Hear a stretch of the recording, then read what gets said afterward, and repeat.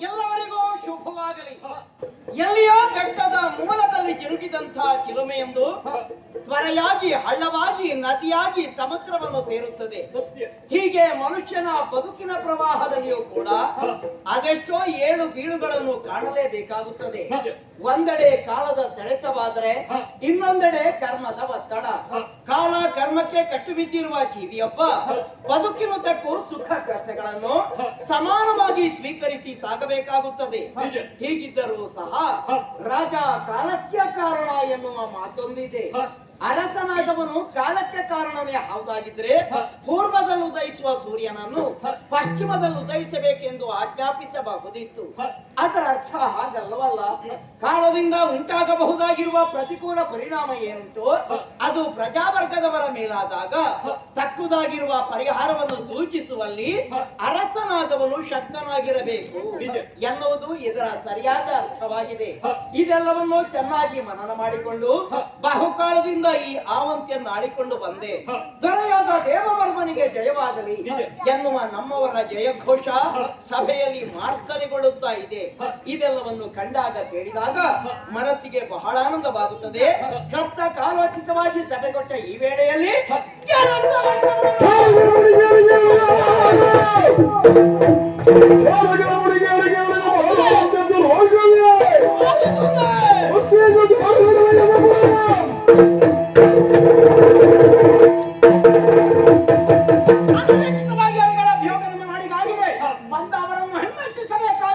ನಮ್ಮ ಸಮಸ್ತ ಸೈನ್ಯವು ಸಜ್ಜುಗಳಲ್ಲಿ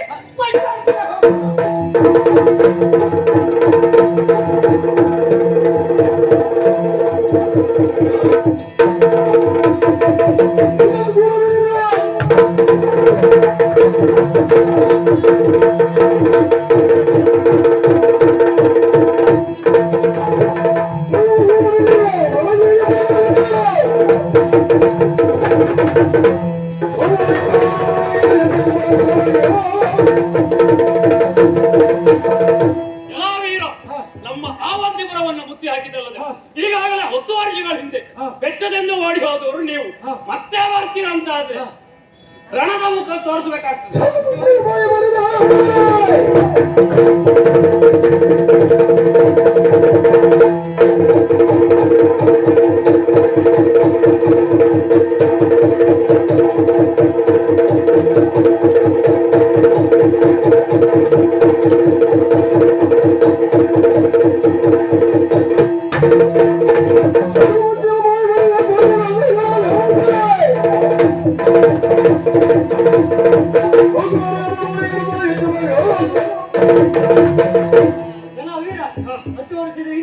ಕೊಟ್ಟ ಕಪ್ಪರಾಣಿಗೆ ಹಿಂದೆ ಕೊಟ್ಟವರೇ ಆಯ್ತು.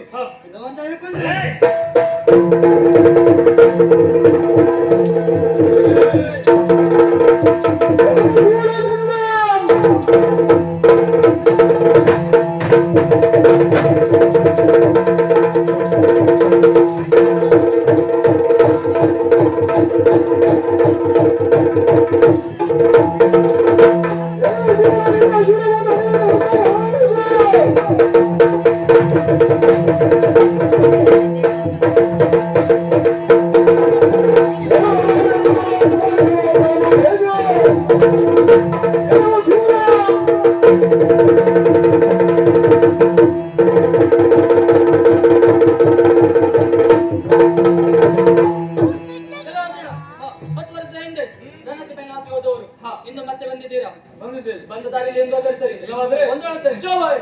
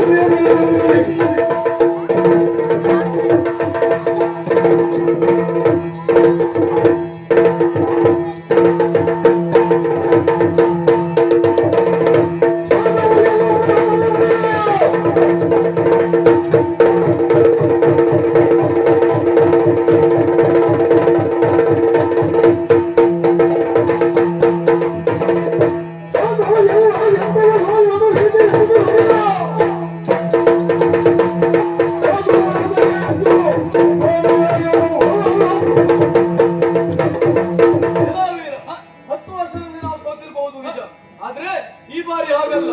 ಸಾಮಂತರಾಗಿದ್ದರು ಧೀಮಂತ ವ್ಯಕ್ತಿ ಆಗಬೇಕೆಂಬ ಆಸೆ ಹೊತ್ತಿದವರಿಗಾಗಿ ಬಂದಿದ್ದೇವೆ. ಒಳ್ಳೆಯ ಮಾತಿನ ಕೊಟ್ಟೊಮ್ಮೆ ಕಪ್ಪಗಳನ್ನು ಕೊಟ್ಟು ಹೊಡ್ತಾ ಇದ್ದೀನಿ. ದೂರದಲ್ಲ ನೋಡ್ತೇನೆ.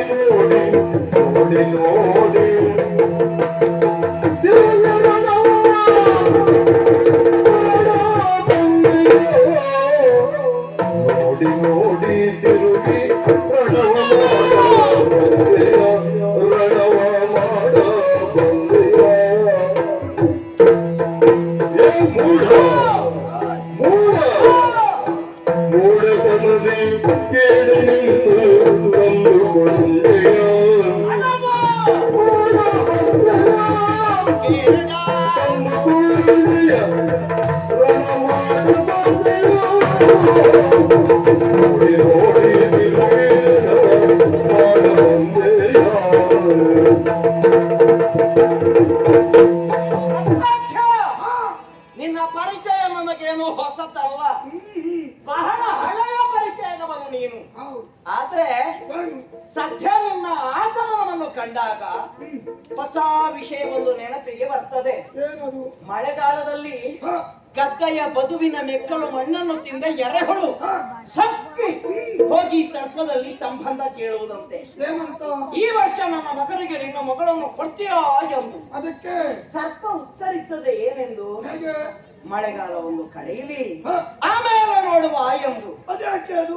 ಮಳೆಗಾಲ ಕಳೆಯಿತು, ಎರೆಹುಳುವಿನ ಸುಕ್ಕ ಅಡಕಿ ಹೋಗ್ತದೆ, ಓಹೋ, ಮಣ್ಣಿನ ಅಡಿಯಲ್ಲೇ ಉಳಿದುಕೊಳ್ತದೆ. ನಿನ್ನ ಕಥೆ ಹಾಗಾಯ್ತ. ಒಂದು ಕಾಲದಲ್ಲಿ ಹೆಡೆ ಬಿಚ್ಚಿ ಒಂದು ಪೂತ್ಕರಿಸಿದವನು ನೀನು. ಆ ನಿನ್ನ ಬಿಚ್ಚಿದ ಹೆಡೆಗೆ ಅಂದೇ ನನ್ನ ಪದಾಘಾತವಾಗಿದೆ. ಮತ್ತೊಮ್ಮೆ ರಣವನ್ನು ಬಯಸಿ ಬಂದಿದ್ದೆ ಅಂತಾದ್ರೆ ಕೇಳನ್ನು ಬಯಸಿ ಬಂದಿದ್ದೆ ಸ್ಪಷ್ಟ.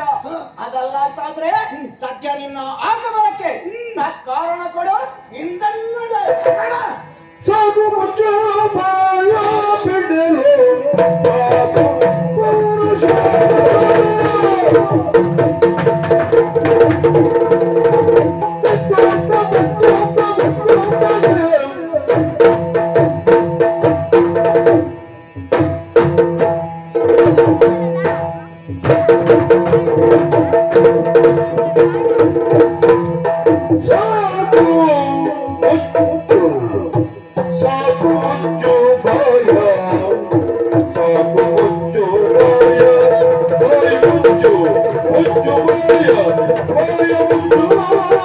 Oh,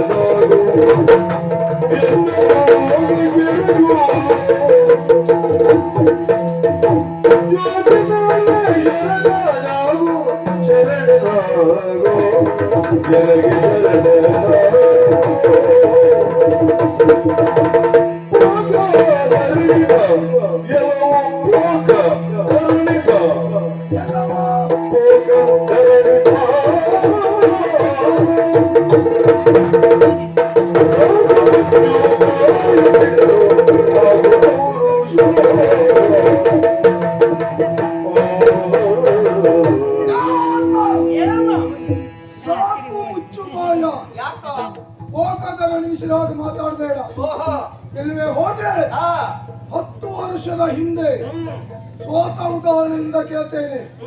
ದಾ, ಇನ್ನು ಉದಾಹರಣೆ ಅಗತ್ಯ ಓಹೋ 10 ವರ್ಷದಿಂದ ಕೊಟ್ಟ ಕಪ್ಪ ಕಾಣಿಕೆ ಹಾ ಬಡ್ಡಿ ಸಹಿತ ಹಿಂದೆ ಬಂದ್ರೆ ಆಯ್ತು.